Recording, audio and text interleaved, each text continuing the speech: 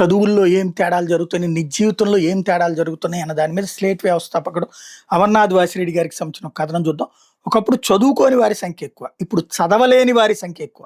ఆ రోజుల్లో నిరక్షరాస్యులైన కుతూహలం, కుశాగ్ర బుద్ధి, వివేకం ఎక్కువ. నేడు రోజంతా డిజిటల్ పరికరాల ద్వారా జిగాబైట్ల సమాచారం చూసి చూసి చూసి ఏది నిజమో ఏది కాదో తెలుసుకునే ఆసక్తి, ఆ శక్తి తగ్గిపోయింది. వార్తాపత్రిక చదవలేరు, నిడివి ఎక్కువైతే పోస్ట్ కూడా చదవలేరు. బంగారం ధర తగ్గుతుందన్నారు, తగ్గలేదు ఏంటి అని ఒక ప్రశ్న.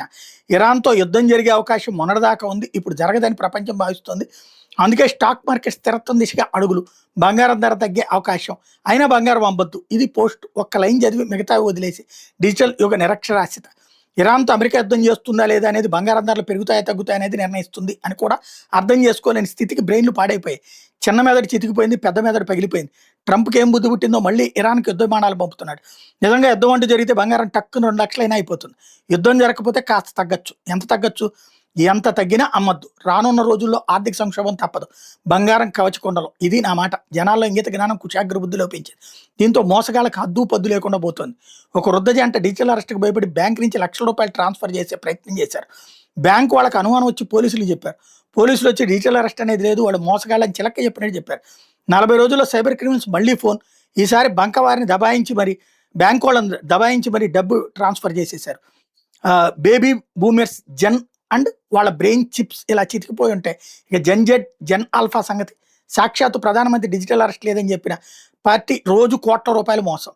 భర్తనో భార్యనో చంపిన వాళ్ళు పట్టుబడుతూనే ఉన్నారు, అయినా హత్యలాగు. చెప్పకోళ్ల వారి సంఖ్య పెరుగుతూ పోతుంది. సెర్వికల్ క్యాన్సర్ వాక్సిన్కి సంబంధించిన ఎలాంటి సైడ్ ఎఫెక్ట్స్ లేవు, వివాదాలు లేవు అని ఈరోజు అన్ని పత్రికల్లో బరితెగించి రాతలు. గూగుల్లో ఆ వ్యాక్సిన్ పేరు సైడ్ ఎఫెక్ట్స్ అని కొడితే వచ్చేస్తాయి. ఇంత సులభంగా నిజాలు తెలుసుకునే అవకాశం ఉన్నా జనాలు తెలుసుకోరు. ఇప్పుడు సాఫ్ట్వేర్ ఇంజనీర్లు పురుషులు కూడా లైన్లో నుంచి వేసుకుంటున్నారట. కొంపలేం అంటుకుపో, సంవత్సరం ఆగండి. ఇప్పుడు వేసుకుంటున్న వాళ్ళని కనీసం 10 మందిని కలవండి. వేసుకున్నాక ఎలాంటి ఆరోగ్య సమస్య లేవని అడగండి. అందరూ లేవంటే వేసుకోండి. 10 మందిలో 2 సమస్య ఉందన్నా వేసుకోవద్దు. ఇది నా మాట. లేదు వేసుకుంటామని కొందరు మంచిదే కదా వేసుకోండి, వేసుకుని ఆరోగ్యంగా ఉంటే ఆ మాట 6 నెలల తర్వాత అందరికీ చెప్పండి. సమాజానికి మంచి చేసిన వాళ్ళు అవుతారు కదా.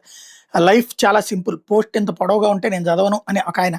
నా పోస్ట్ చదువు, నువ్వు చదవకపోతే నా పూట గడిచేది ఎట్టా సామి, నా పోస్ట్ చదివి నోట్లో కనీసం మొదబోయేది ఎట్లా అంటూ వెటకారం చేస్తున్నారు.